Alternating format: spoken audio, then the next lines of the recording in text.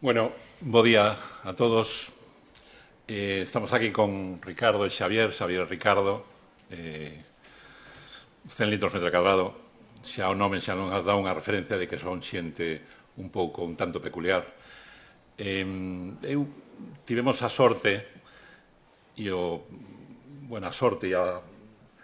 privilexio a menudo no estudio de traballar con eles. Vamos moito tempo colaborando e son xente que, a pesar de non estar especificamente no campo da arquitectura, teñen unha maneira de ver, de achegarse ao traballo realmente moi interesante e moi complementaria do noso traballo.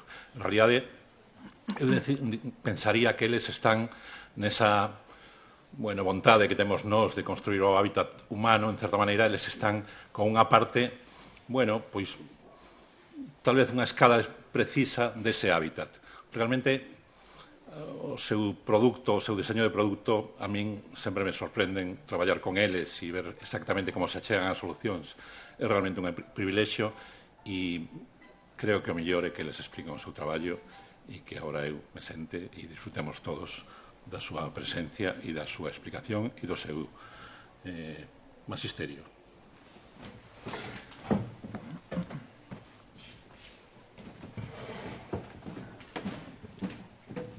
Boa tarde a todos. Moitas gracias, Alfonso. Non sei se somos merecedores das túas palabras, pero intentaremos estar á altura. A ver, 100 litros no inicio, 100 litros metro cadrado, é un estudio de deseño que nace no 2006, ten 19 anos, nace ca vocación de ser un estudio transversal no deseño, non moi especializado porque tampouco víamos un campo moi específico para especializarnos, entón, sin decidilo así, acabamos sendo como unha ferramenta un pouco diversificada e que atende diferentes ámbitos do deseño.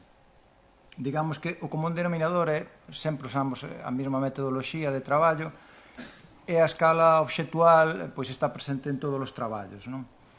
Digamos que todo se concibe casi como se fora un pequeno artefacto e a partir de aí pois vamos un pouco generando, dependendo a tipoloxía de proxecto, vamos generando esa linguaxe que nos permite ir resolvendo pois as necesidades.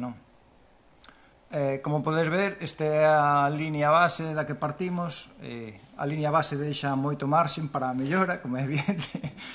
Entón, aquí non teníamos moi claro se íbamos a ser un estudio de diseño ou íbamos a ser un grupo de rock bravú, ou non sei, sabíamos que queríamos facer cousas, pero, o tempo despois, de alguna maneira, o tipo de encargos que nos foron entrando, foron definindo un pouco o noso perfil como estudio.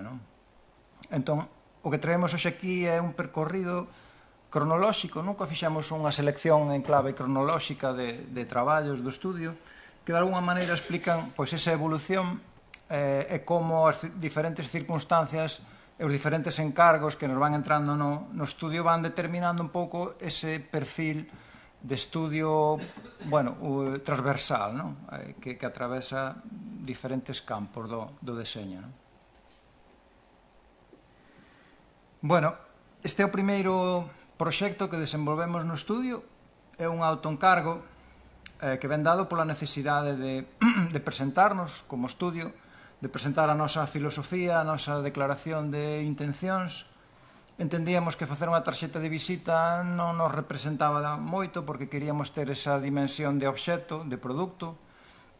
Entendíamos que tiñamos que, cando facíamos unha visita a alguén, deixar algo tridimensional, con volumen, algo que pese, que teña masa.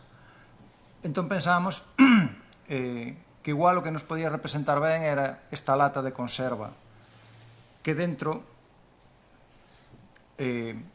ademais de ter un pequeniño prospecto que explicaba un pouco a filosofía do estudio, daquela andábamos a darlle moitas voltas a que era o factor diferencial que nos podía definir como estudio de deseño. Entendíamos que a borrasca do Atlántico é que nos fai diferentes aos galegos, non? É dicir, o territorio, digamos que a condición de tanta chuvia que temos aquí, bueno, dámoslle moitas voltas a esa filosofía. En aquel momento chegamos á conclusión de que o nome que nos podía de alguma maneira sintetizar todo eso era 100 litros metro cuadrado, que fai referencia pois á cantidade que chove, non?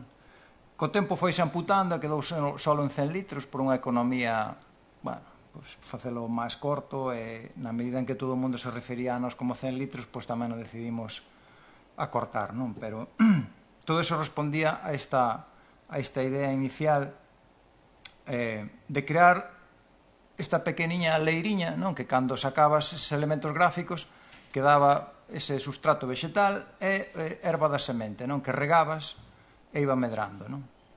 Sí, nace máis por necesidade que outra cousa, non? Porque ao final nos acabábamos de arrancar o proxecto 100 litros, bueno, proxectos non tiñamos ningúns. Entonces, isto viña sendo, ou pretendía ser, bueno, unha mostra das capacidades que tiñamos. Claro, entendíamos que era un obxecto como cargado de significado, non? Víamos aí o minifundio, víamos tamén a industria conserveira como esa protoindustria, a primeira industria, digamos, que se instala aquí no país. Víamos tamén, bueno, un obxecto como moi agradable para ter en riba da mesa, non? Que proporcionaba textura, olor, tamén nos definía, porque nós somos do rural, entón definíamos, entendíamos que moi ben, non? E tamén, de alguma maneira, pois facía referencia a cuestión máis de territorio, non? Porque ao final, se hai algo que define o territorio aquí é o minifundio. Neste caso, pois non é minifundio, podemos chamar un microfundio, pero, bueno, levar esa parte da horta ou esa parte verde do rural a unha mesa de traballo que, bueno, de por sí é bastante fría, bueno, pois era un dos obxectivos tamén que nos marcamos. Hai que dicir tamén que cando cortaba esa erva ca tixeira proporcionaba ese cheiro á erva de eso, que cando se corta fora no prado, era en pequeno tamaño, pero sí proporcionaba esa sensación, non? Entonces, bueno, era como un elemento multisensorial que tiñas en riba da mesa. Incluso, bueno, podías meter algunha cousa aí no medio da erva, bueno, daba pé a enredar un pouco con ela, non? E o fin era que unha vez que colleras a tarxeta, se entregamos unha tarxeta solo, a tarxeta acaba onde están as outras tarxetas todas. En este caso, pois, o que buscábamos era que ese elemento perdurara na mesa de traballo e estuvera sempre presente nos futuros clientes ou potenciais clientes, non? Bueno, en esa época, digamos que andábamos así un pouco definindo un pouco as líneas de traballo do estudio, entón disparábamos a todo, aínda agora o facemos con bastante frecuencia, entón, claro, era a época onde empezaba a crisis, a asomar un pouco a cabeza, entón necesitábamos diversificarnos para, bueno, captar volumen de traballo, entón facíamos bastante gráfico daquela, non? Esta é unha campaña que nos encarga a Delegación de Santiago do Colexio de Arquitectos, donde deciden que querían facer unha campaña para aproximar o colectivo de arquitectos ao resto da sociedade, non? Entendendo de que, bueno, podía haber unha certa fractura, unha certa distancia, e pretendían, bueno, pois acortar esa distancia.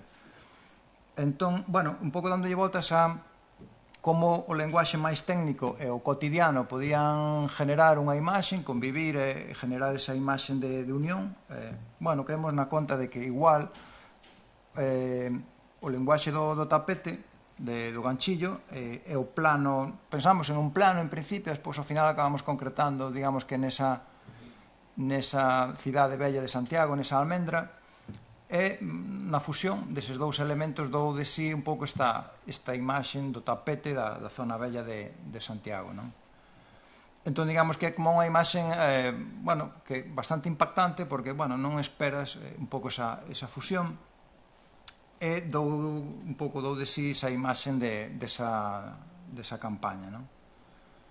Nós despois fixamos unha reedición fai pouco tempo, fixamos unhas postales e unha lámina tamén, pero digamos que este tamén é dos traballos que sempre falamos del porque, bueno, representa bastante ben esa nosa ansia de exploración máis alá, bueno, un pouco dos límites máis académicos, non?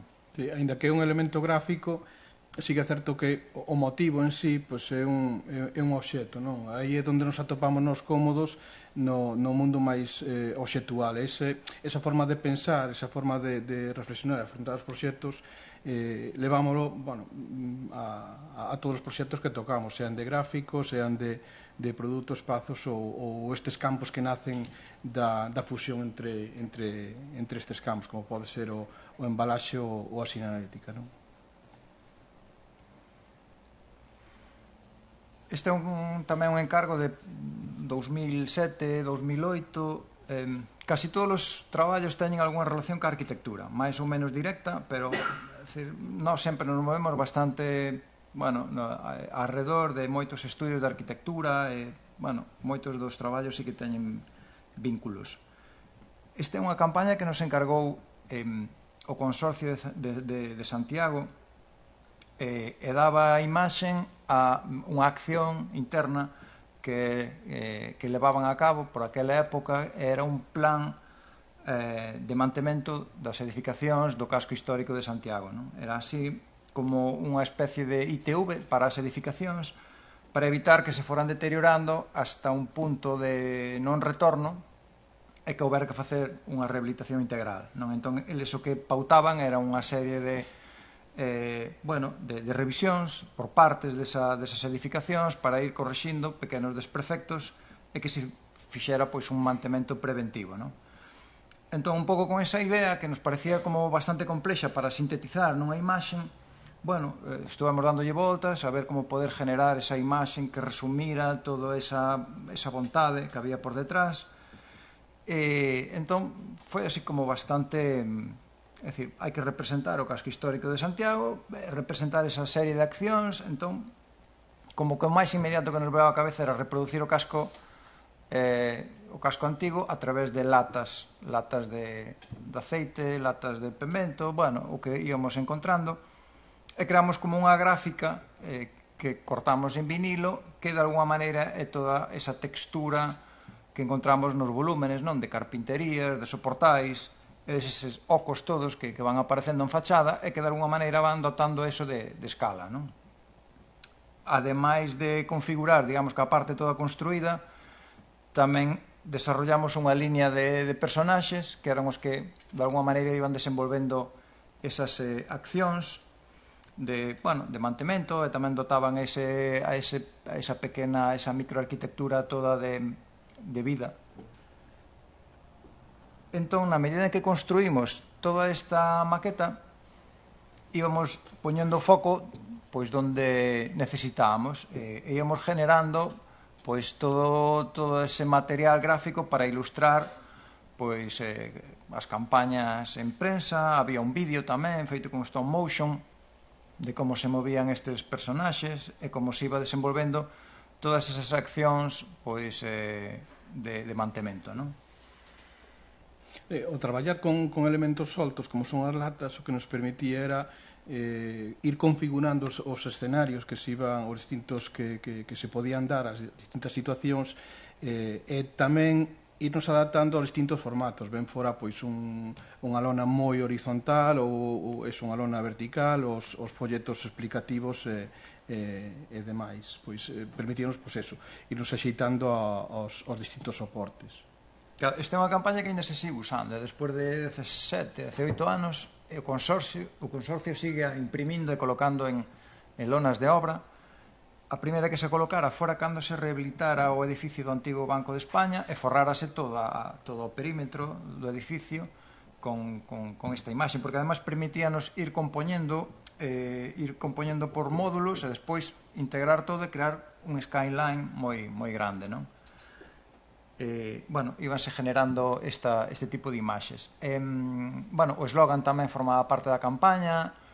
Entendíamos que era algo moi sintético, moi fácil de recordar e que resumía moi ben esa vontade de conservación, de que forma parte da vida cotidiá esas tareas de conservación, non?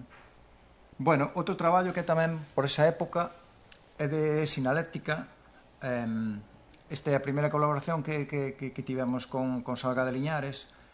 É unha área nas aforas de Noia moi particular, que vive así moi de cara ao río, e condensaba un montón de actividades vinculadas pois ao aproveitamento hidráulico. Había muiños, había pois zonas onde se lavaba no río, había curtidorías, bueno, había un montón de accións, oficios que antes, ahora non tanto, pero antes sí que estaban bueno, moi vinculadas pois a esa parte do río, non? Entón, para representar toda esa diversidade, entendíamos que, bueno, era necesario representala, pero queríamoslo facer dende a contemporaneidade, non? É dicir, o que nunca facemos é representar tempos pasados, senón que referímonos a outros tempos, pero sempre dende o momento contemporáneo, non? Entón, desenvolvemos unha liña de pictogramas moi sintéticos, moi xeométricos, bueno, pois un pouco atendendo ao linguaxe un pouco contemporáneo, pero que representaban eses oficios que na maior parte deles xa non existen, pero queríamos dotalos desa representación contemporánea, non? Entón aparece un muñeiro, aparecen uns curtidores, lavandeiras, xente que iba á fonte, lavar peixe, buscar auga. Entón, bueno, fomos construindo ese sistema gráfico de representación, non? Que despois nos permitía levar os soportes de sinaléctica. Tanto había uns soportes xerais, de interpretación xerais do espacio, e tamén de rexistro de microtoponimia, bueno, vinculado a esa diversidade de microespacios, non? En canto a soportes, desenvolvemos como dúas capas, unha que está feita en cerámica, digamos que a información está registrada mediante baixo releve, fixemos uns troqueles que por presión íbamos gravando tanto a parte de pictogramas como despois a parte do título desa toda a microtoponimia. Despois tiñamos unha capa posterior que era de chapa de zinc. Nos materiales tamén intentamos referir un pouco tamén, pois o zinc sempre estivo vinculado pois a esos elementos de calderería, bañeras, caldeiros, tal. Entón, bueno, había unha intención de significar tamén na selección de materiais, e un pouco a apariencia da sinaléctica era así, non? Eran como pequenas bandexas que se iban agrupando en función da necesidade de dispoñer de espacio para a información. Sí, incluso as pezas cerámicas pois que tuveran un tono así de area, non? Porque ao final aí chegaba, aínda que o último tramo do río Traba, bueno, pois un pouco máis abaixo pois están os bancos de area, entonces todo o que se fixera debería estar en consonancia co entorno, non? Que non chamara demasiada atención para non desvirtuar o que pasa ali, pero que tuvera ese punto de chamada para cumplir a súa función, a función de sinalar, non? En sinalética, digamos que é un pouco contradictorio todo, non? Porque por un lado queres integrarte, pero tamén tes a necesidade de reclamar a atención, non? Entón é un exercicio aí que te moves entre dúas líneas ás veces moi próximas, non? Porque queres eso, facerte presente, pero tampouco demasiado presente, tampouco queres ser demasiado protagonista, non? Queres dar información, pero nun tono xusto, tampouco debes de reclamar demasiada atención, non? Entón, bueno, hai que dar un pouco con ese equilibrio, non? Aquí na imaxe esta da esquerda ves un pouco o que se buscaba, non? Co troquelado este coa estampación baixo relevo que fixemos da gráfica, esa parte vitrificouse, co cal o que se fixo foi sellar a cerámica, e o resto deixouse pois co poro que ten a cerámica. A idea era que os líquens, eses todos que existían nesta zona, é unha zona de moita humidade, pois que foran colonizando os soportes estes e que quedara simplemente, pois eso, a iconografía máis a tipografía limpa, sin colonizar. Bueno, leva ya algo máis de tempo do que contábamos, porque de feito, hoxe en día, creo que sí, está máis ou menos como está aquí, pero bueno. Si, na nosa cabeza sonaba moi ben o discurso, despois de casi 20 anos. Ainda non chegou o momento, pero bueno. Ben, bueno, outra tipoloxía de proxectos que desenvolvemos un pouco por aquela época e que, bueno, seguimos ainda a desenvolver é o mundo da embalaxe. Bueno, esta é unha embalaxe para un obradoiro artesán de xoiería. Entón, bueno, pedíanos algo como moi económico, fácil de montar, que non ocupara espacio. Despois nós tamén sempre andamos ca teima do medio ambiente, de non incorporar materiales que despois na separación de residuos nos den problemas. Entón, bueno, esa é un pouco a ecuación típica do mundo da embalaxe, non? Facelo moi económico, rápido de montar e que non xenere residuos, non? Claro, nós acabamos xenerando unha peza modular que se pode apilar, ábrese pola parte superior, tirando por esa pestaña, digamos que aí está funcionando o material aí a compresión e mediante esa compresión xa resolvemos o peche, non? Esa solapa que sale hacia arriba, casi como se fora unha aleta dun tiburón, pois é a que fai tamén de unión entre módulos a través da cal podes ir apilando e, bueno, mantense esa unión, non? Bueno, a xeometría que ten, cando a repites, bueno, crea ese ritmo, esa tan característico, non? Que de alguna maneira non era intencionado, pero despois quedamos na conta de que sí parece esta columna que Brancusi facía. Entón, bueno, como que nos fixo ainda un pouco máis de gracia. O facetado este das esquinas non tiña outra función máis que rigidizar unha caixa que de por sí pois era bastante endeble, porque ao final este é cartulina, non ten máis material que este, é unha peza que se envolve sobre si mesma e despois tanto a base como a tapa pois pechan por presión, están un pouco sobredimensionados para aproveitarnos das cualidades do material, pero bueno, non deixaría de ser unha caixa endeble, non? Entonces, o facetado destas esquinas o que lle dá unha rigidez pero non para aguantar unha persona, pero ao mellor aguantaba ao mellor 5 kilos tranquilamente postos en riba da caixa, co cal, bueno, aos golpes, ao ser pezas delicadas as que iba a levar de xoería e demais, pois iba a protexelas ou pensábamos que iba a protexelas o suficiente, non? Aquí podedes ver os troqueles, eran dous tamaños. E nós tamén na nosa teima de cando facemos traballos deste tipo é certo que non nos veñen dados, pero autoimpoñémonos, non? De intentar aproveitar o material ao máximo para que o desperdicio sea o mínimo, que ao final, bueno, en que se traduce? Pois en que economizas a peza e xeneras pois pouco material, ou mínimo material de refugallo. Claro, despois o coste é moi importante, non? Porque as caixas realmente eles non as cobran, evidentemente, e o coste ten que ser moi axustadiño. Aquí estábamos a falar de 13, 15, 18 céntimos por aí, non? O coste da producción de cada caixa, non? E como curiosidade, contar que nos dixo que nas feiras había xente que se acercaba ao posto pedindolle a caixa sin comprarlle nada, non? Entón, sentías ofendido. Sí.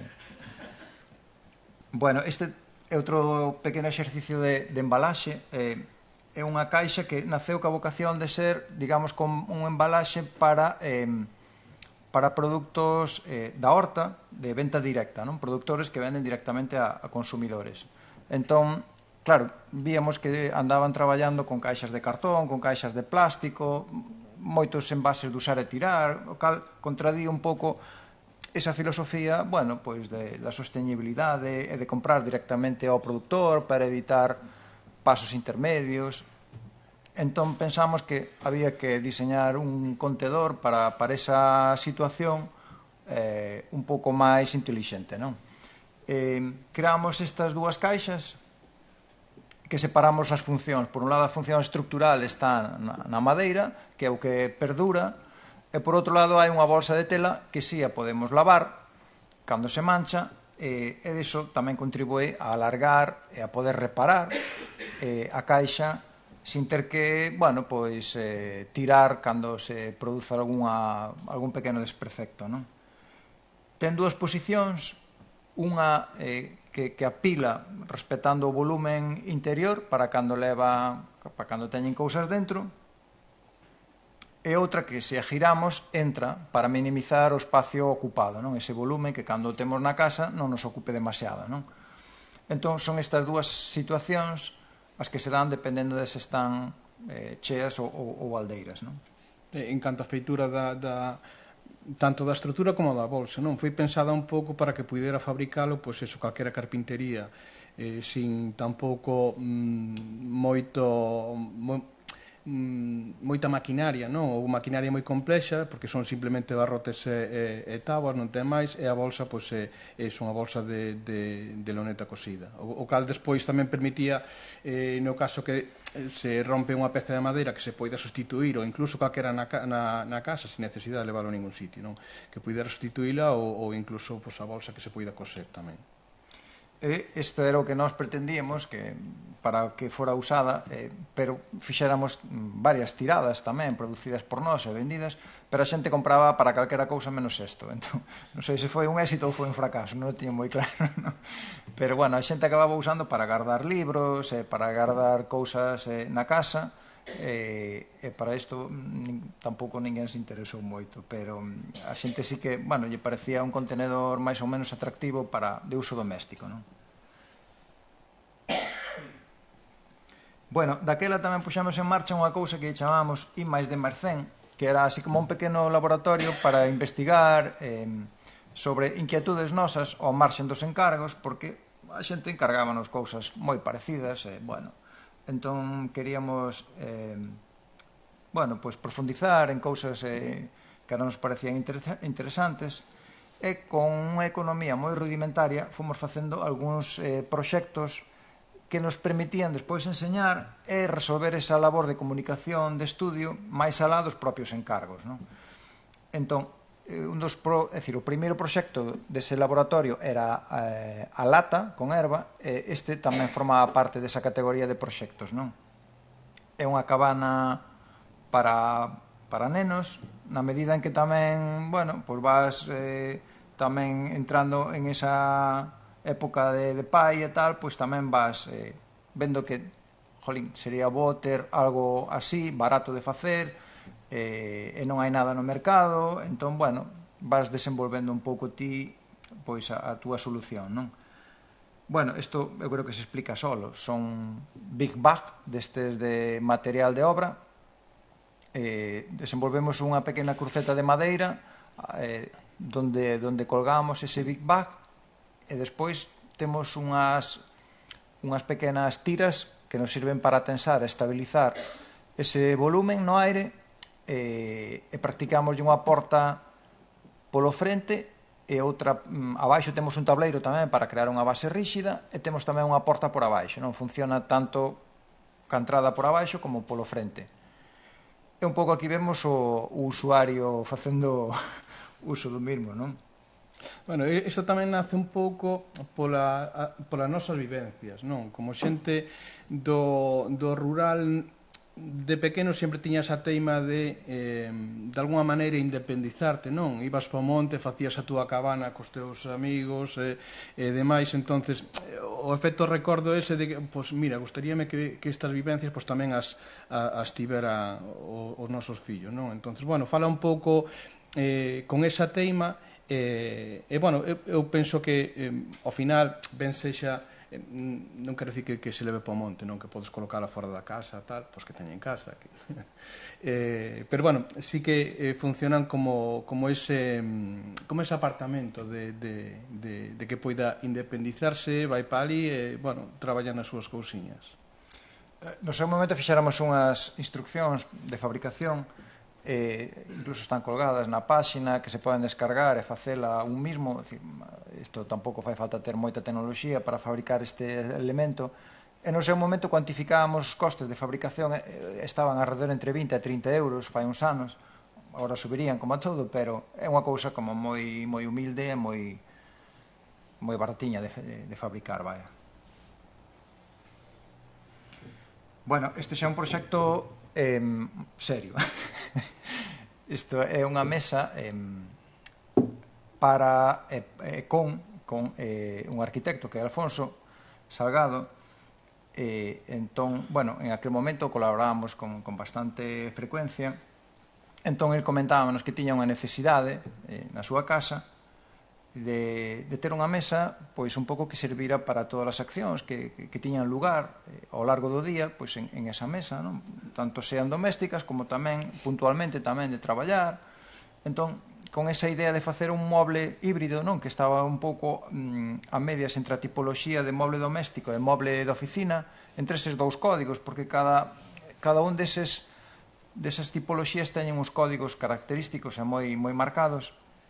Entón, aí no medio intentábamos facer algo que casara un pouco esas dúas tipoloxías que de entrada parecía que non se levaban demasiado ben, non? Entón, despois de darlle voltas a eso, xuntamos dous elementos que a priori parecía que creaban bastante rechazo, non? Por un lado, fixamos unha estructura de madeira maciza. Inicialmente fixámola en cedro, despois tamén en freixo, en halla tamén fixéramos algunha, e despois esa estructura é moi simple, ten nas testas un pórtico en cada testa, uns largueiros que conectan eses pórticos e un sobre que se coloca en riba. Son eses 3 elementos nada máis. E digamos que a estructura pretende un pouco referir ao mobiliario tradicional doméstico, non? De usar a madeira maciza, de usar técnicas de carpintería, de unión, eses ensambles de esquina para, digamos que, facer fuerte ese nudo. E o sobre vai por outro lado, non? Refire un pouco máis ao mobiliario da oficina, pois con ese contrachapado, ese HPL que, pretenden aportar esa durabilidade de trote, de resistencia, e, digamos que se xuntan sin ningún complexo, non? É dicir, deixamos o canto do contrachapado visto e ao lado temos a madeira maciza. É algo que tampouco nos preocupaba, non? Queríamos ser como moi sinceros, non? Nese sentido, non? O resultado é algo moi, xeométrico, limpio, e que, nace un pouco de intentar eliminar todo aquilo que non era necesario, non? E quedarnos un pouco ca esencia constructiva desa mesa, non? Que se compón destes 3 elementos, non? É desmontable e montable, claro. Estaba pensada, pois eso, para o seu transporte, que non fixera falta, pois eso, un volumen moi grande, non? Estaba optimizado para mandar, e tamén, de alguna maneira, pois, sentaba as bases de alguna maneira, modular esta mesa en donde se podía facer máis longa, máis curta, máis ancha, máis estreita, pois en función das medidas que se necesitara ou do oco co que se contaba, non? Entonces, sentado isto, pois podíase facer dentro dun rango, evidentemente, para manter, proporcións de longo, ancho e alto, non? Pero dentro deso sí que tiña marxen de customización. Isto foi polo 2015, é dicir, non viñera a pandemia ainda non se falaba de teletraballo, ou non se falaba ca mesma intensidade que despois, pero, de alguma maneira, é dicir, un pouco por casualidade, pero sí que anticipamos un pouco esa necesidade de generar solucións pois en ese contexto de traballo doméstico, non? E de como convivir esas labores pois cas cotidianas, cas habituales, non? E aquí vemos a Alfonso facendo que dibuxa sobre a mesa, non? Outra tipoloxía de proxecto completamente diferente, pois dentro do gráfico incluso hai categorías e hai a categoría editorial. Entón, pois tamén temos feito cousas a nivel de deseño editorial. Neste caso, non tanto de diseño editorial, porque solamente diseñamos as capas, as cubertas destes 2 tomos, pero, isto era, digamos, co catálogo dunha exposición que se celebrou na Cidade da Cultura, comisariada por Carlos Seoane, que era Da árbore á cadeira, titulábase, e facía un pouco ese percorrido, non? Dende, digamos, que a explotación forestal hasta o uso, o aproveitamento da madeira xa, pois eso, con un fin industrial, non? Estaba separado en 2 tomos porque un estaba dirixido á parte máis forestal e outro á parte máis de aproveitamento industrial. Entón, o tomo dirixido a esa parte máis forestal estaba ilustrado con unha circunferencia que era un corte transversal do tronco de madeira, por eso de referirnos un pouco ás anéis de crecemento dos árboles, esa textura que se crea con ese corte, e o da madeira industrial tiña unha peza cuadrada no outro sentido da madeira, non? Xa para ver un pouco a veta máis habitual que vemos nas táboas de madeira, non?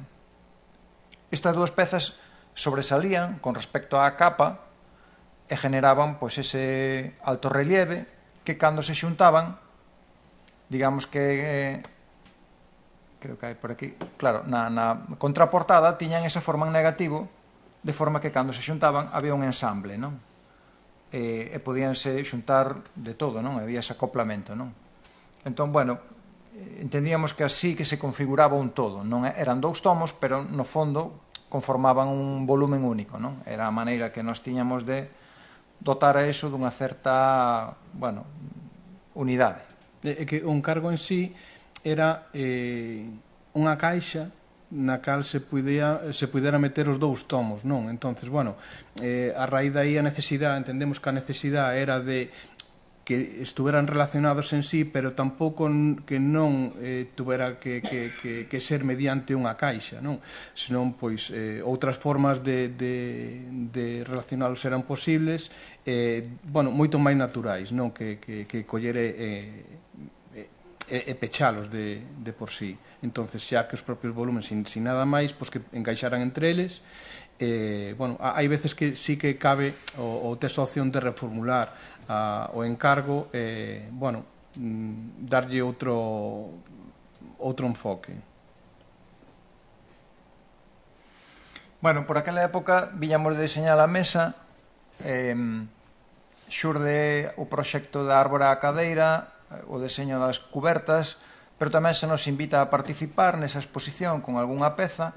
Entón plantexamos tamén con Alfonso a posibilidade de continuar o traballo que iniciáramos na mesa Lucy, continualo cunha cadeira, non? E aproveitar tamén esa invitación para participar na exposición e, bueno, pois, participar con esta peza. Entón, decidimos facer unha cadeira con repousabrazos, digamos que ca idea de facer unha cadeira en madeira maciza lixeira, non? Esa era un pouco o que nos andaba na cabeza, porque todo o que nos viña á cabeza de madeira maciza, bueno, pois tiña certa pesadez, tanto visual como tamén físico, non? Entón, co ánimo de alixeirar o máximo posible esa peza, pois empezamos a traballar na cadeira minia, chamámoslle.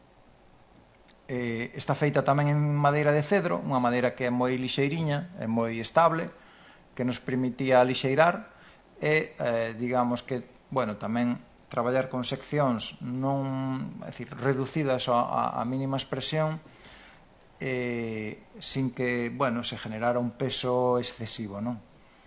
Nese sentido, tamén o que fixemos foi as patas reducilas tamén a unha L, eliminar todo o material que entendíamos que tampouco era moi necesario para reducir ese peso e orientar, digamos, que eses planos, bueno, pois no plano de traballo deses esforzos, non? Para que fora eficiente no sentido mecánico, pero tamén reducir, pois, o máximo esa masa, non? Si tamén se utilizou como base para construir toda a silla unha sección constante, non? Que non tuvera que ir cambiando, ten sempre o mesmo espesor, e así desta maneira si se pode facer, igual que a caixa, que a Amelia, tamén en calquer tipo de carpintería. Digamos que a parte máis complicada de traballar con madeira son as unións, por lo menos en mobiliario, non? E cando reduces tanto a sección, ao final quedaste con moi pouca superficie de contacto, co cal a unión entre as diferentes pezas resulta difícil de facer, porque hai moi pouca superficie de contacto, por tanto, esa unión non é moi eficiente. Entón, o que fixemos foi, bueno, generar encastres onde nos puidéramos poñer en contacto a máxima superficie e que esa unión fora realmente eficiente, non? E igual que na mesa, bueno, fixemos ese tipo de encastres. Sí, e máis nunha cadeira, non? Que non está sometida a cargas estáticas, senón que os esforzos son dinámicos, e, bueno, está sometida, pois eso, a esforzos de torsión, máis complexos que unha mesa. É dicir que a cadeira que que acabamos diseñando e producindo non chega a 2 kilos. É verdad que é sorprendente collela porque é super lixeira. Igual, para o uso diario nos pasamos un pouco afinando as seccións, pero sí que conseguimos que fora moi lixeiriña. Bueno, este outro traballo de embalaxe, imos intercalando cousas porque, bueno, ao largo do tempo fomos facendo un pouco casi de todo, non? Tamén é para un obradoiro de xoiería e tamén, bueno, con esa intención de facer algo moi compacto e que de alguma maneira resolvera esa necesidade de embalar e de protexer esas xoias que son, bueno, pois moi delicadas. Empezamos a darlle voltas e caímos na conta de que había un material que se consideraba xa de alguma maneira refugallo, lixo, que podíamos aproveitar e así como que estaba xustificado, doblemente xustificado o feito de usalo, porque xa era un elemento que non tiña valor, que iba dirixido a reciclarse ou a queimarse, non? Entón decidimos usar o caucho das cámaras de bicicletas e de motos, cortando unha sección determinada un pouco en función do volumen que deberíamos envolver e só tiñamos que crear, digamos, unha solución para tapar esas testas, non? que generábamos ao cortar o toroide. Entón, nada, simplemente definimos unhas peciñas de cartón que mediante o estiramento desas bocas e o aprete xa quedaba resolto ese peche e aí temos un pouco esas seccións resultantes.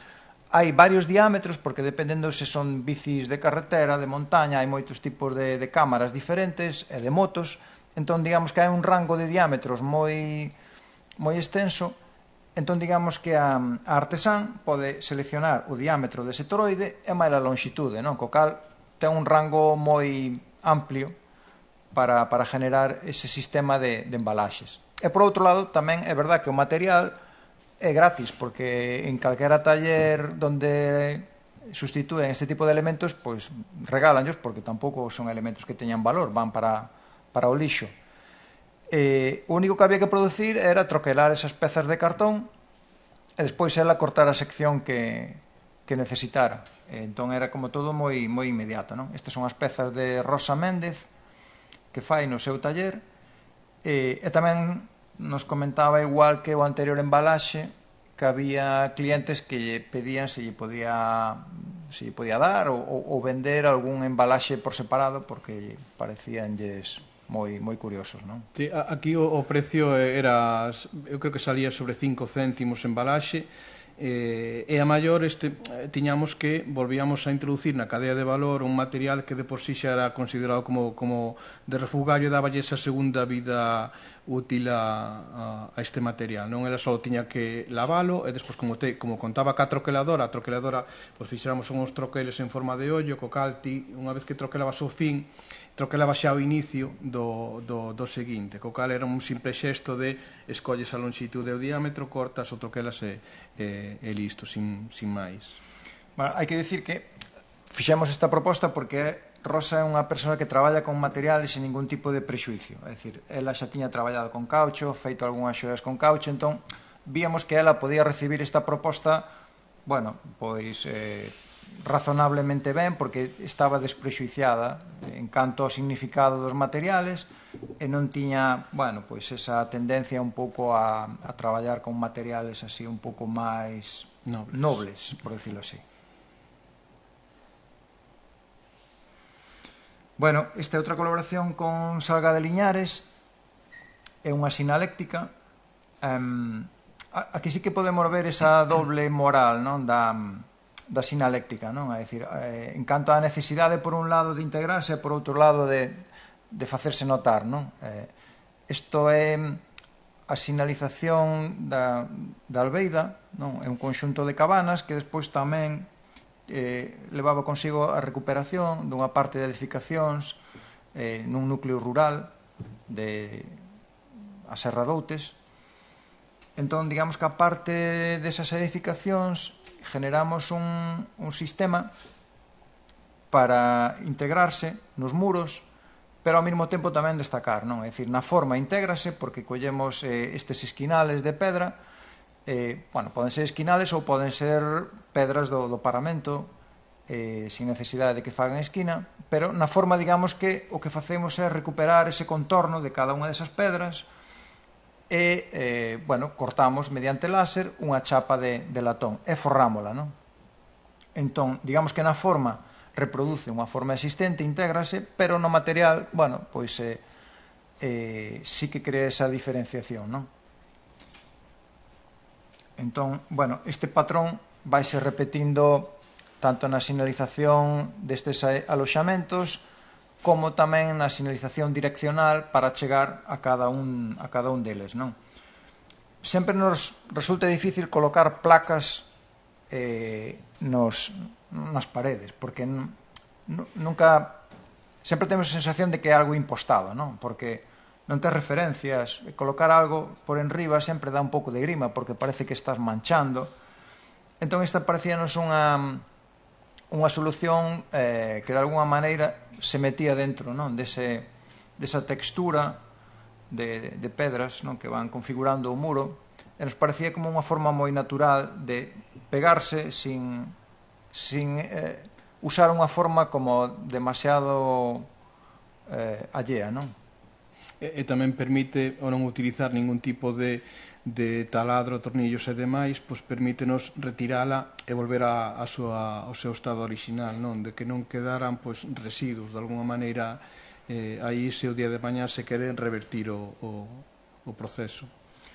Porque os proxectos de sinalética nese sentido é verdad que ás veces sí, aportan información, pero tamén é verdad que cando se empezan a deteriorar crean un aspecto degradado, non? E non é nada bo. Entón, encontrar esa dimensión exacta e que non se volvan en contra de un e que realmente dé unha mala impresión é delicado.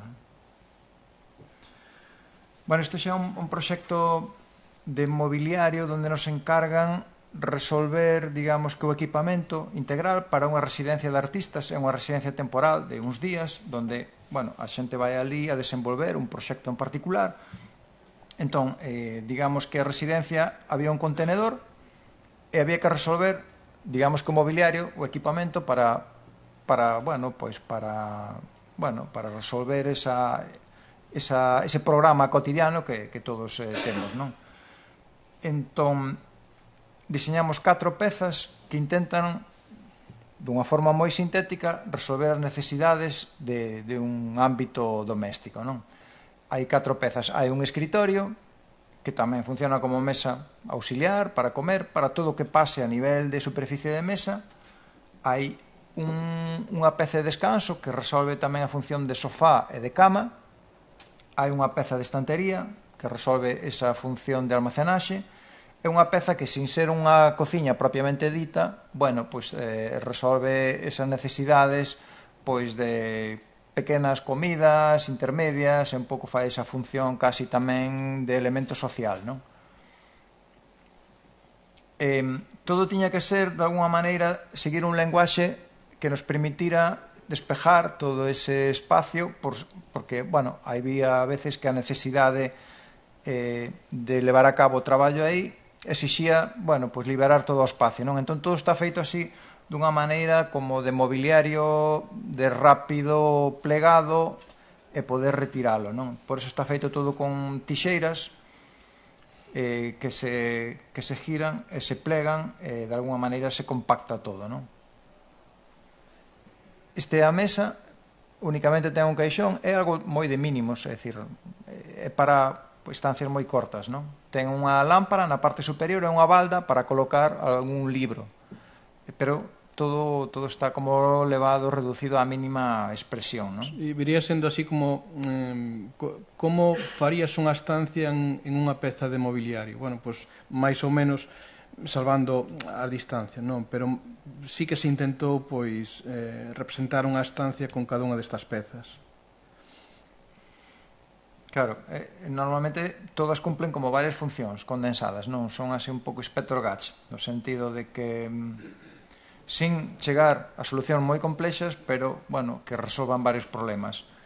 Esta é a estantería, que tamén ten como unha gradación de volúmenes, os elementos máis pesados estarían abaixo, e conforme íamos subindo, pois, cousas máis lixeiras, ten uns volúmenes para colocar elementos, bueno, pois aí controlados, e despois balda simplemente, non? Este é o elemento de descanso, que é unha especie de tenda de campaña permanente, non? Que, digamos que ese somier permite plegarse e generar ese respaldo, bueno, así, digamos que resolvemos con un único elemento dúas funcións, non? Sí, pois a tela o que nos permite tamizar pois, a cantidad de luz que queres que che entre, non? Este é a peza máis vinculada pois a ese elemento pequena cociña, non? É dicir, o que fixemos foi fragmentar esa superficie de traballo e incluímos pois unha tabla de corte para cortar pan, unha tabla para cortar de teflón, un elemento para, bueno, dispoñer por aí algún plato, algún elemento auxiliar, e que para facer, bueno, pequenas comidas, tampouco pretende ser unha cociña como tal, non? É dicir, ten unha parte de barra, bueno, pois donde poder aproximarse, tomar algo, pero é algo moi de mínimos, non? Despois tamén tiñamos uns pequenos asentos, tamén cunha lona tensada, que eran tamén elementos moi básicos, moi auxiliares, non? Bueno, isto representa un pouco a tipoloxía tamén de proxectos de obradoiros con escolas e con, bueno, outros colectivos que tamén desenvolvemos dentro do estudio. Esta en concreto é un obradoiro que fixemos no barrio da Almáciga, en Santiago, cunha asociación de veciños que nos pedían de alguma maneira, bueno, que reflexionáramos un pouco sobre as necesidades do barrio e que tamén un pouco contando con eles, pois diseñáramos e construíramos entre todos unha ferramenta que lle fora útil a eles pois nese día a día da comunidade, non? Entón, o que fixemos foi tamén como unha liña de pequenos mobles un pouco que lle servira a eles pois nesas accións da comunidade, non? Todo tiña que ser de moi baixa tecnoloxía, de fabricación, e a poder ser aproveitando algo xa existente para que, bueno, pois reducir, digamos, que esa parte de fabricación, non? Xa que os medios dispoñibles eran moi básicos, non? E co día de mañá se surxiran novas necesidades, pois que xenerar o linguaxe, esa linguaxe que eles puderan seguir aplicando esas novas necesidades. Entón, bueno, eles tiñan un local social e para aí, bueno, pois fomos diseñando unhas pezas de mobiliario que, bueno, de unha forma como moi rudimentaria podían ir cumplindo funcións de apoio pois a esa labor, non? Entón, bueno, fomos facendo unhas estanterías, un escritorio, fomos facendo uns bancos que se podían xuntar e facer unha superficie un pouco máis grande que podía ser para pequenas actuacións, e de alguma maneira, bueno, pois podían ir xogando con estes elementos para facer reunións ou pequenas celebracións, ou, bueno, evidentemente era algo moi rudimentario, pero, bueno, tiña esa función social, non? Despois tamén nos facía gracia o feito de usar unha valla, non? Que sempre é un elemento de límite, de prohibición, facíanos gracia o feito de que a propia valla nos permitira, bueno, pois generar elementos de unión, non tanto de separación e de límite, senón de unión, non? Bueno, este é outro proxecto que tamén representa un vector importante dentro do estudio, non? Que é o deseño de espacios de restauración. Sin pretendelo, acabamos facendo varios espacios de restauración e, bueno, pois a día de hoxe, a verdad que xa foron bastantes. Este está na Coruña, chamase Nado, é un restaurante en frente da autoridade portuaria. Non vamos a comentar o espacio en sí mismo, só vamos a comentar un moble que está dentro e de alguma maneira dá sentido a ese espacio, non? É un pouco o que pretende explicar como algunha vez unha peza de mobiliario pois genera, ademais dunha función, pois genera un sentido, dalle un orden, ordena os espacios, non? Este é a mesa vista dende arriba, digamos que como particularidade, digamos que hai dúas mesas moi alargadas de 10 metros que a estructura é continua e o que se fragmenta, digamos, que é o sobre. E o sobre é o que se vai adaptando aos diferentes grupos bueno, en función de como sea ese grupo, non? Este é o espacio, entón os sobres están, digamos que fragmentados en cuadrados de 80 por 80. Entón, digamos que unha mesa para 2 é un cuadrado de 80 por 80, unha mesa para 4 son 2, e así, pois, vanse generando grupos á medida, non? Hai tamén unhas superficies intermedias que sirven como separadores, donde se colocan unha serie de elementos auxiliares, o pan, servilletas, bueno, un pouco estes elementos necesarios que fan de separación para separar entre grupos. Isto ben dado tamén porque hai que facer unha xestión do espacio tamén de mínimos, é dicir, o espacio é moi reducido, entón, bueno, hai que compartir mesas, senón, digamos que ao final ese espacio dá para pouco. Por eso se optou un pouco por esta fórmula, non? Bueno, o que queda claro é que a separación tampouco ten por que ser física, moitas veces é psicolóxica, non? De este separador sí que funciona moi ben, porque poder colocar elementos en altura sí que funcionan como separadores, e tampouco sacrificas pois corredores entre mesas innecesarios, non? Porque aquí o espacio era moi contado, era isto que vedes aquí, non é máis, donde a cociña ocupa a mitad do local e a outra mitad pois estas dúas mesas.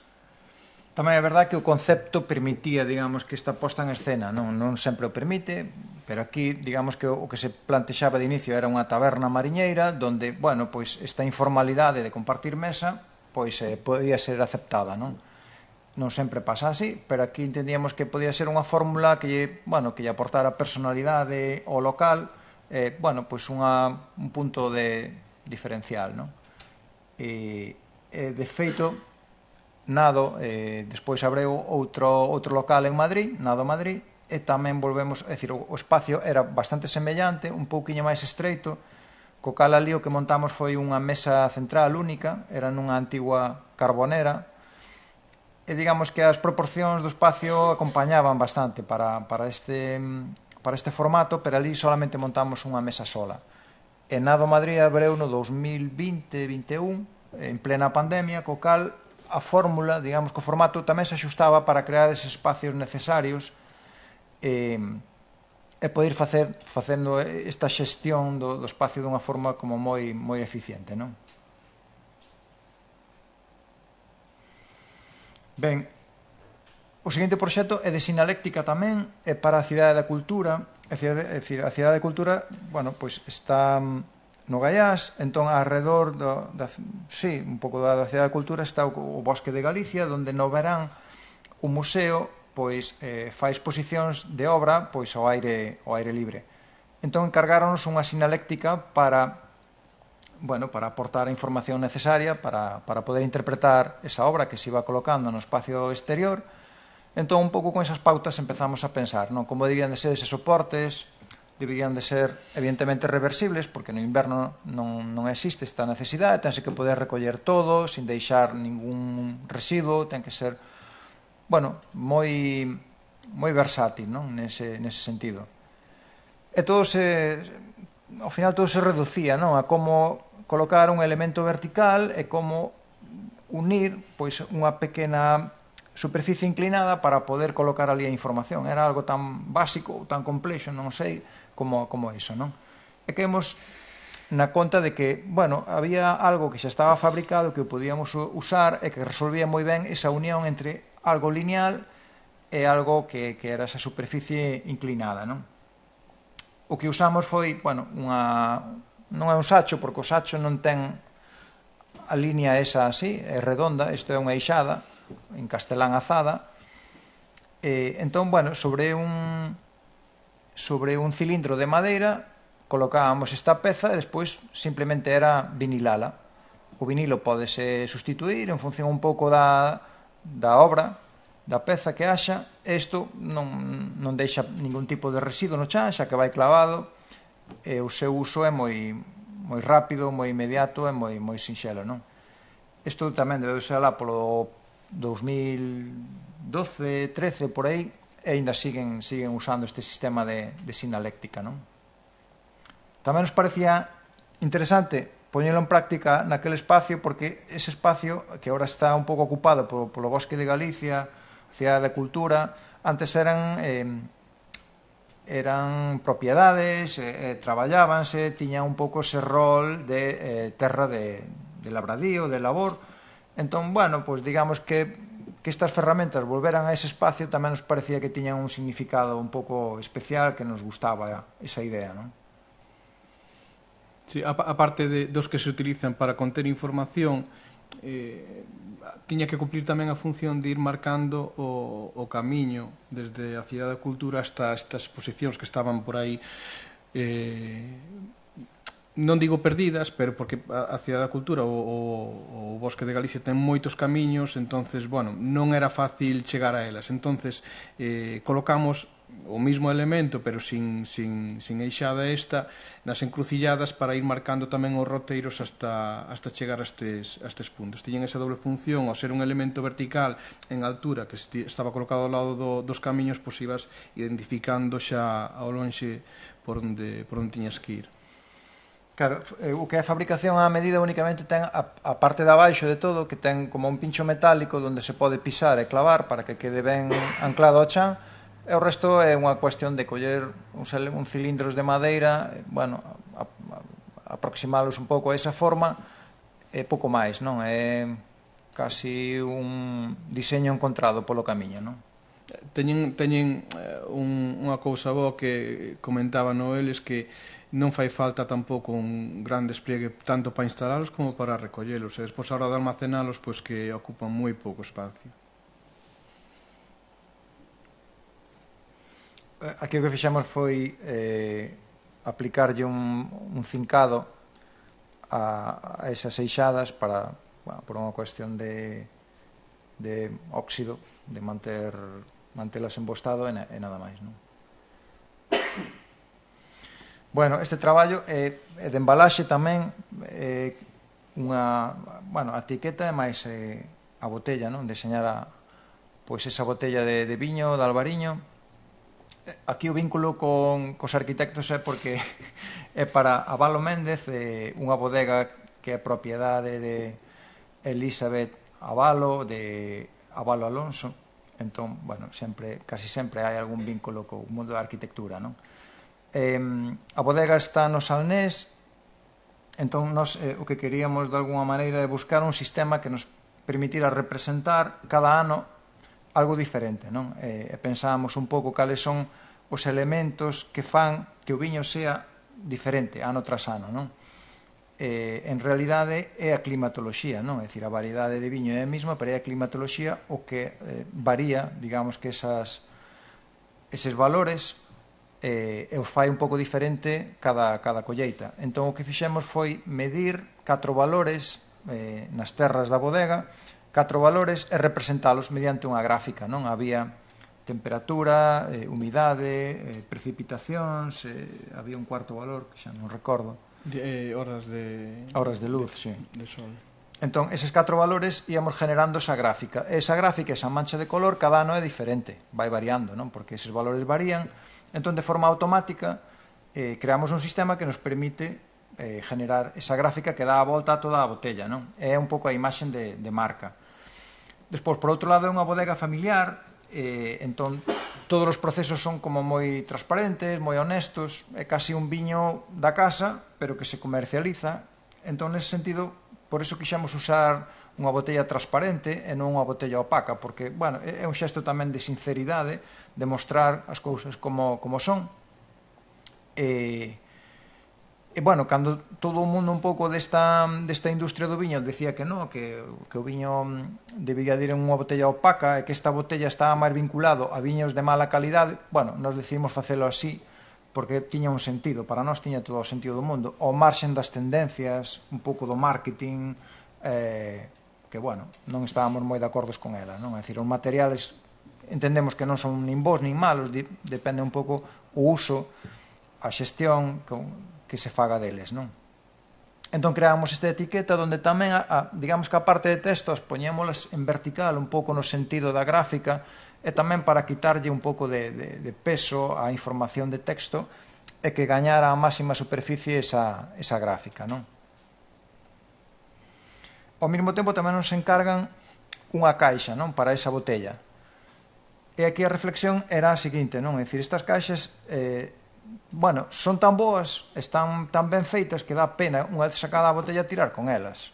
Entón, dicían, jolín, esta caixa hai que dar unha segunda vida cando deixe de cumplir esta función e é moi válida para outros usos. Entón, aí o exercicio foi como generar un segundo uso para a caixa máis alá de envolver esa botella, non? E a solución que atopamos foi incluir 2 pezas de chapa plegada metálica no seu interior, no sentido de que, cando se saca a botella e se queda ca caixa, bueno, hai que decir que a tapa partímola en 2, porque nos permitía incorporar, digamos, que esta asa metálica tamén nos facía gracia, non? Porque relacionábamos ca porta partida tan típica da galega, non? Entón o que facíamos era, pois, esa peza metálica incorporala nesas ranuras por onde cerra a caixa e facer unha asa, e despois este separador interior de chapa, bueno, que permitía, bueno, pois, clasificar o que hai dentro e poder separalo. Entón así xa tiñamos unha caixiña, case unha caixa de ferramentas que podes usar un pouco para calquera cousa, pero entendíamos que, bueno, pois aportábamos unha funcionalidade extra, non?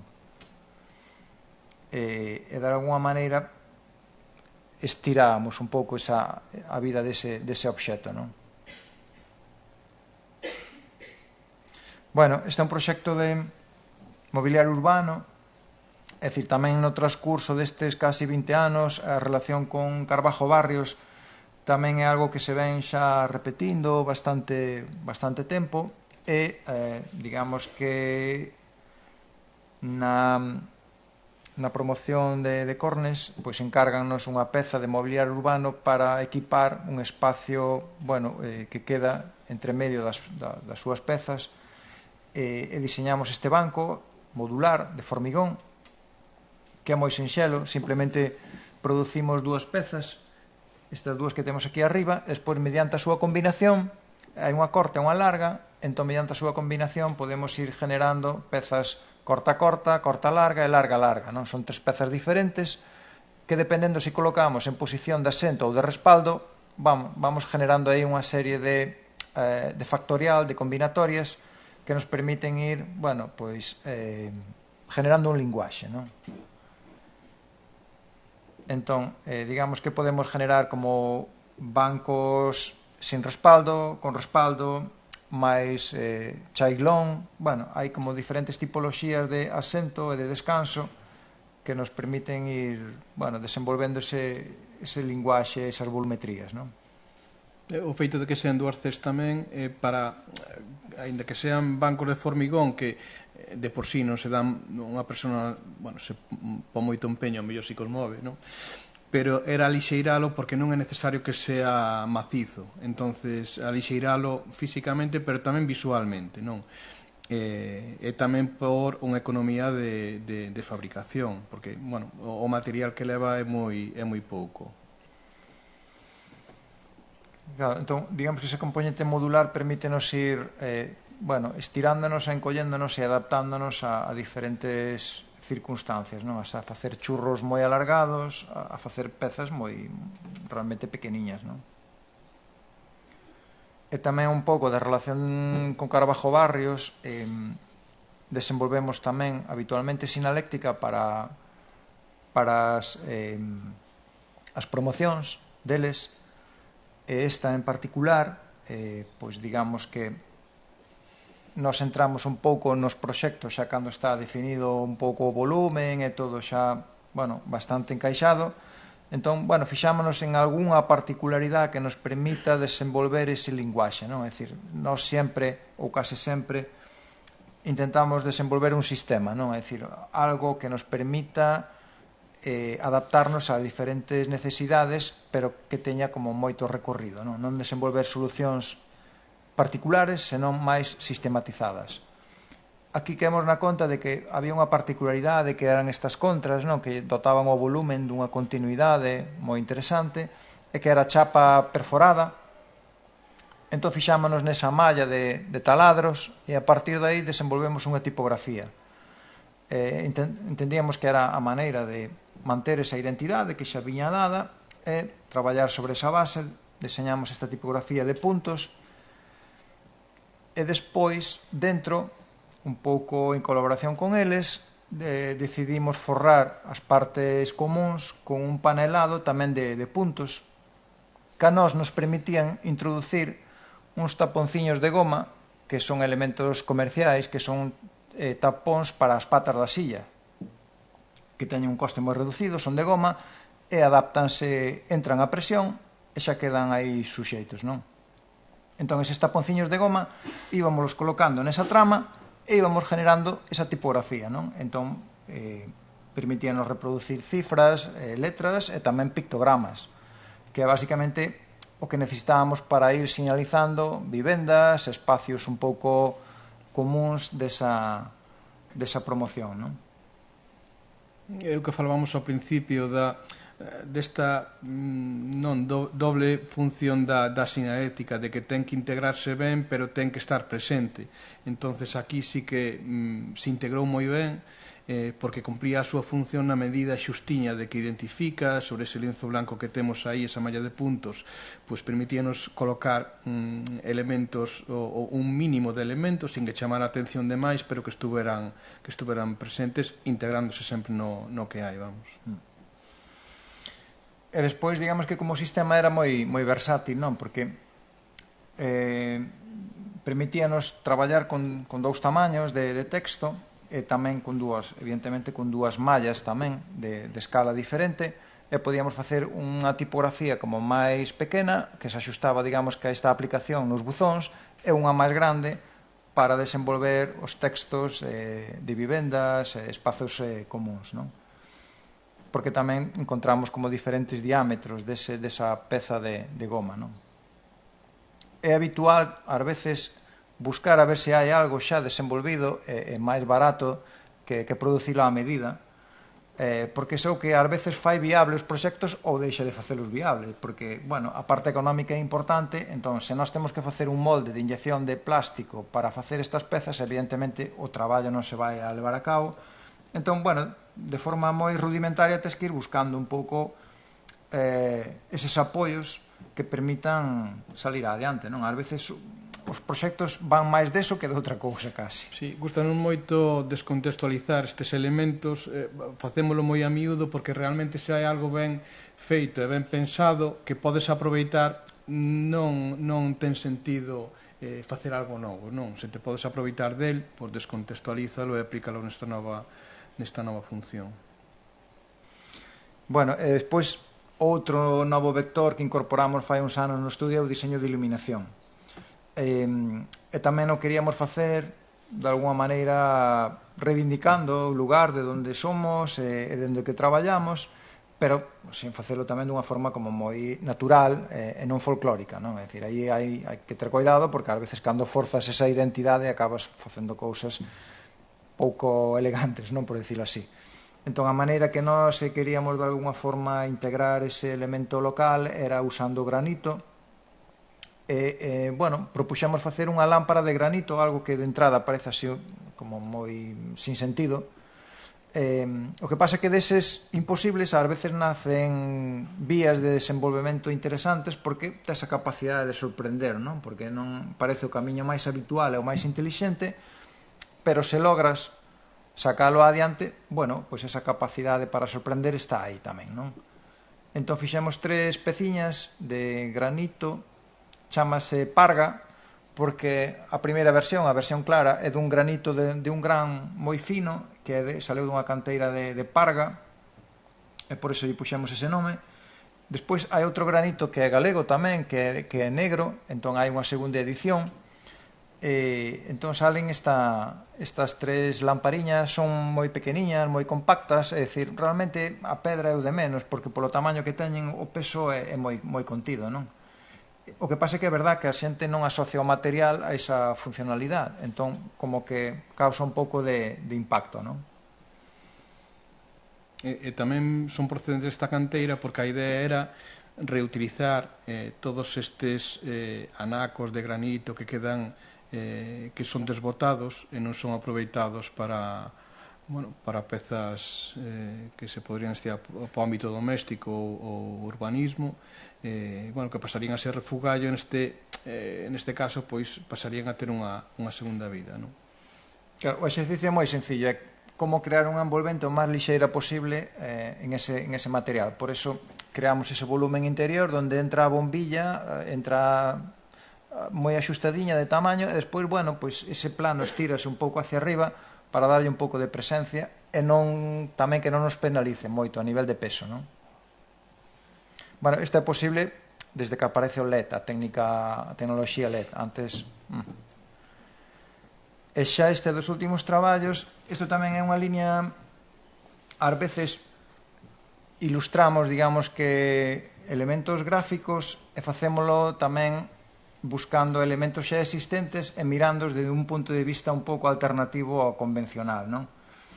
Isto é un libro, encargáronos ilustrar as cubertas de un libro que é de Xosé Manuel Penas Patiño, que é pois un ornitólogo que escribeu a Guía de Aves de Galicia, bueno, escribeu tamén sobre cetáceos e tal, pero neste caso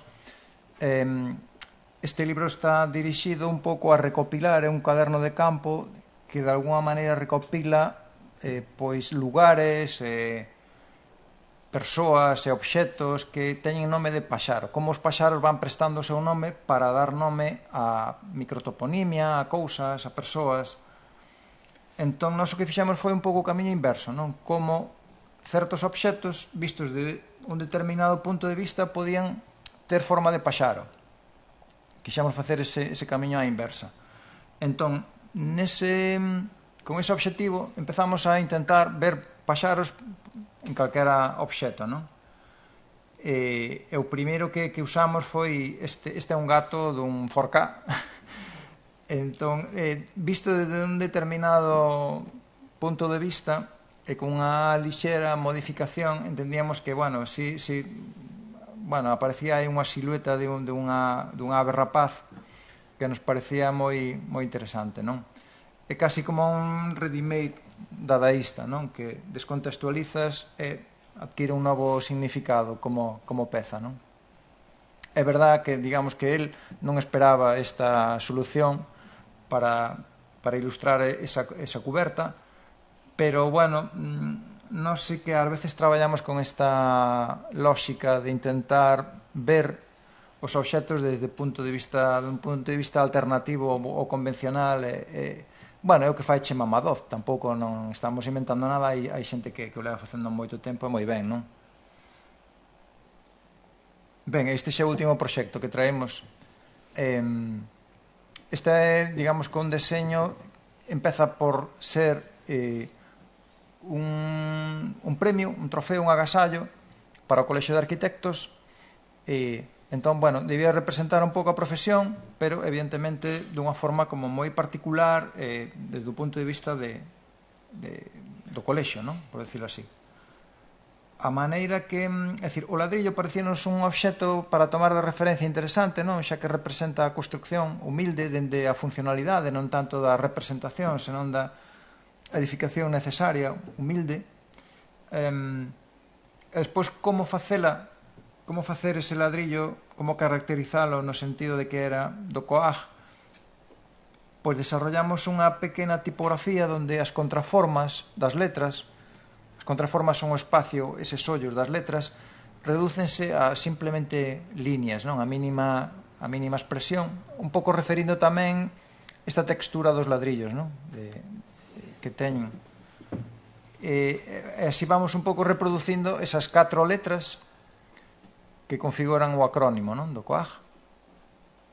E despois un pouco na testa onde xa se rexistra pois a información máis miúda de cada premio, cada categoría e tal. Está feito de forma moi artesanal, de feito ten pequenas imperfeccións, non? Que de alguna maneira intentan referir pois eses ladrillos macizos anteriores, digamos, que á industrialización, porque tamén o barro tamén ten diferentes tonalidades. É un barro de Buño, procedente das barreiras de Buño. É un pouco esa aquí vemos a Manolo Carbajo un pouco para ver un pouco a escala da peza, non? Non é macizo esta peza, ao final debe ter pois, de 5 a 10 milímetros a parede, porque senón sería unha peza moi pesada. E tamén sí que tiñamos claro de se podemos solucionar todo co mesmo material sen añadir placas nin así, que nos parece sempre moi moito mellor, non? En este caso utilizamos un estampado baixo relevo que tiña artesana ali para identificar mostras e demais, que nos pareceu o máis axeitado, vamos. Así solucionamos todo con un único material. E despois, digamos que en este afán de sistematizar todo, de crear como sistemas moi amplios, non? Algo que tamén produce no estudio que os traballos sean pouco rentables, porque ás veces desenvolvemos tanto para aproveitar solamente unha parte, pero bueno, un pouco con esa vocación, pois resolvemos tamén elementos da escenografía e deste espacio un pouco de relación que había antes de entrar á sala, e creamos este valo de madeira, non? Donde tamén, ca mesma filosofía de representar o que nunha tipografía normal non existe, aquí si o representamos e creamos estas contraformas, non? Entón, bueno, por un lado tiña este título e por outro lado estaban os patrocinadores, a gráfica máis propia dos premios. Aquí, de feito, hasta casi se pode entrever un modelado moi básico, non? Dun levantamento dunha planta como se pudera estar feito en SketchUp ou así, en donde estas táboas son os paramentos verticais e o tabuleiro é o piso, é o pavimento. Despois, isto mesmo levámoslo en outra proporción, pero levámoslo un pouco ao escenario, con tablas tamén. Normalmente traballamos con materiales moi humildes, e creamos tamén estes pequenos atriles que cada letra ou cada par de letras resolvían tanto o atril donde falaban os premiados como este pequeno moble expositor dos trofeos, non? E aquí vemos un pouco o contexto de uso con Óscar un pouco aí falando, non? Bueno, isto é o noso condensado que resume un pouco a traxectoria dentro desta tipoloxía de, bueno, proxectos un pouco pequenos, a maior parte deles vinculados de alguna forma á arquitectura, non? Esta é a última foto de estudio que temos, non sei se melloramos con respecto á primeiro ou empeoramos, non? Pero bueno, sí.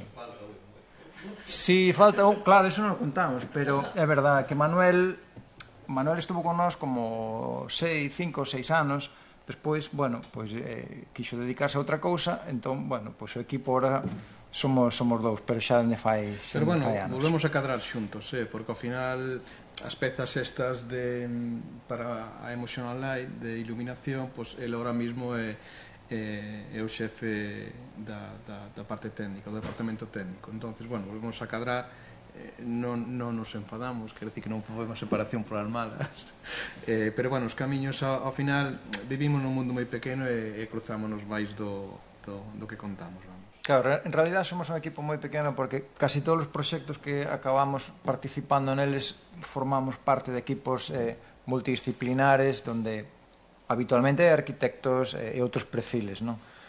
Eso de resolver proxectos enteiros dentro, bueno, como que xa non é tan habitual, non? Agora, ás veces a xente búscache para resolver determinadas partes de un proxecto máis grande, non? Entón, bueno, somos unha estructura pequena, pero que participamos sempre en equipos máis grandes, non? Eso non é malo, ao final, cando levas tanto tempo traballando ca mesma xente, sí que, de alguna maneira, colles as inercias que teñen uns dos outros e permítese tamén ir configurando equipos en función das necesidades que van nacendo, non todos os equipos teñen que estar sempre presentes, senón, bueno, vas escollendo o que necesitas en cada caso. Claro, é que senón, dada a heteroxeneidade dos traballos que desenvolvemos, é difícil constituir un equipo permanente de traballo, porque un día faz sinalética, outro día faz gráfica, outro día faz mobiliario. Entón, bueno, temos como unha base estable que somos nós e despois, de alguma maneira, imos configurando ese equipo un pouco en función tanto se o proxecto se inicia dentro do noso estudio como se participamos como colaboradores externos, non? E un pouco este é o noso día a día, non? Entón, se tendes preguntas, pois... Yo tengo una reflexión. O sea, primero, a mí me habéis sorprendido una barbaridad. No os conocían y me parece que estáis haciendo un trabajo fantástico. Muchas gracias. Y me lo he pasado estupendamente. É que non somos novos, non? Entón estamos a... Estamos empezando. A ver, con lo cual yo creo que de cara a los estudiantes, o sea, veis las distintas posibilidades que hay y de colaboración y de generar equipos multidisciplinares donde todos nos aportamos un poco, que es un poco la reflexión que habéis hecho con vuestro trabajo. Con lo cual, muchas gracias y enhorabuena. A vos. A vos. No sé, yo también deseoso de bueno, que enhorabuena por vuestro trabajo. Yo me he sentido muy identificado con lo que habéis mostrado aquí y que es una alegría ver que esta creatividad y toda esta aportación tan fuertemente enraizada en nuestra cultura pues está ahí dando estos frutos, ¿no? Vamos, que de verdad muy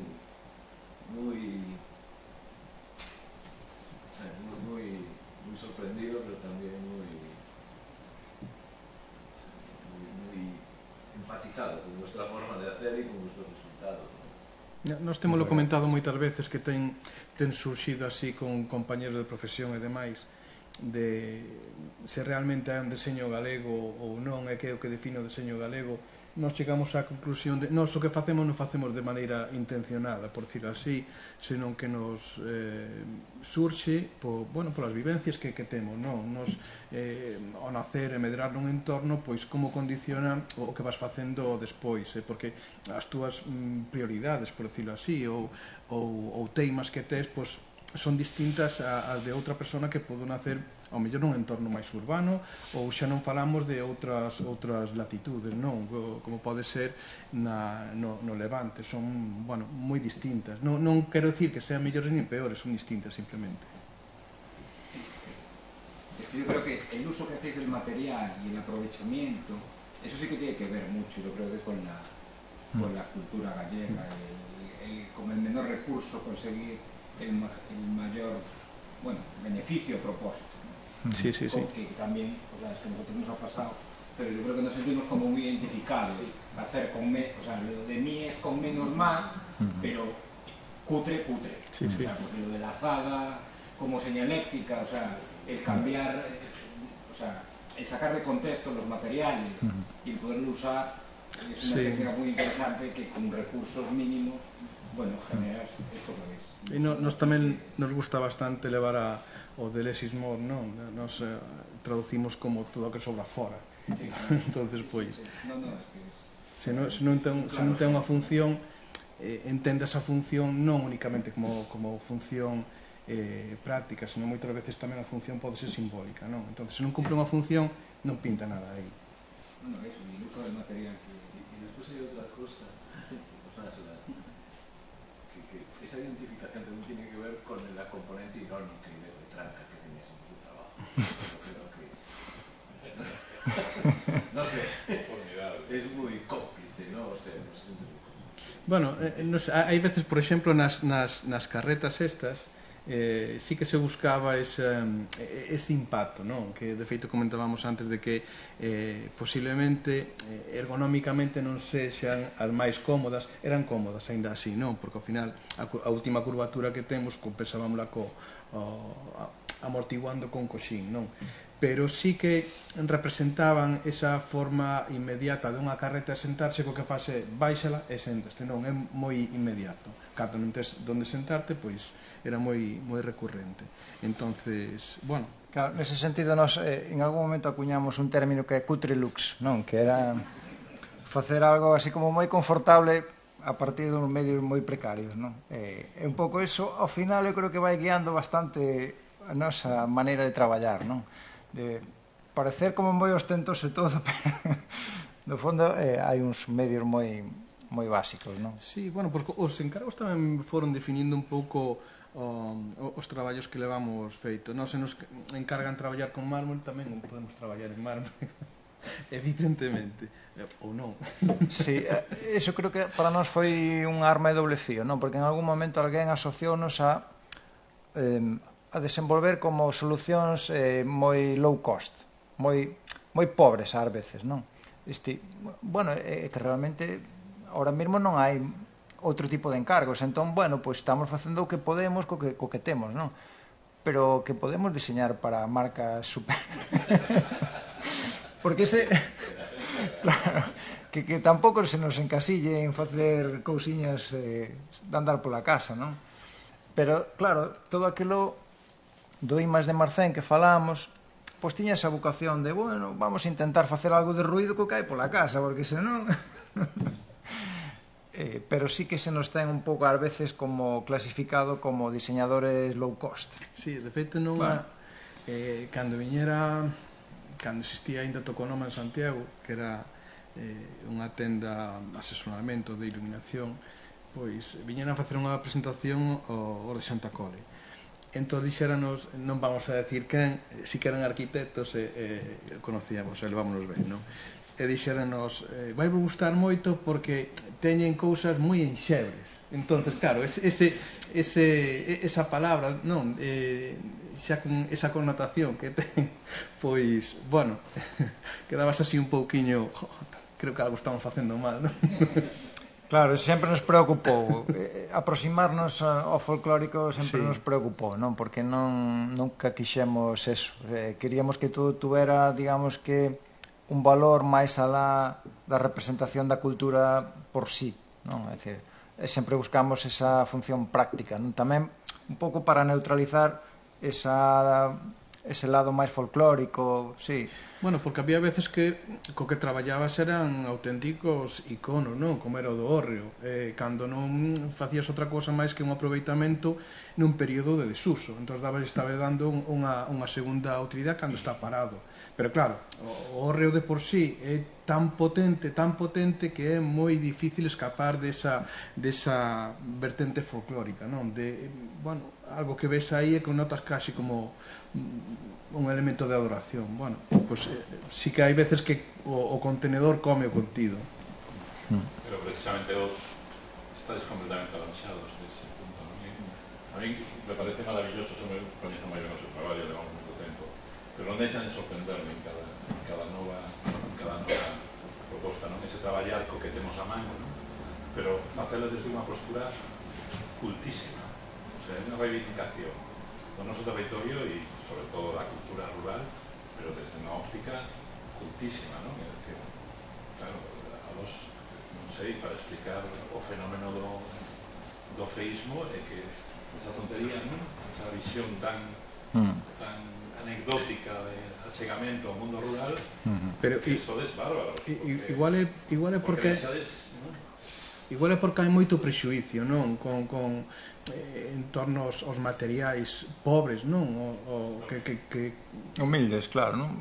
Mais eso. Entonces, bueno, ao final non é cuestión de material, levámoslo comentando toda a exposición, non é tanto material en sí, senón o uso que lle das ese material. Un material de por sí non é bo nin malo, claro, é máis axeitado ou menos axeitado para un traballo. Entonces, bueno, unha vez que te desprendes dos prexuicios que sí que de alguma maneira naces con eles polo contexto no que medras, pero aprender a velos desde outra óptica en función máis das súas cualidades,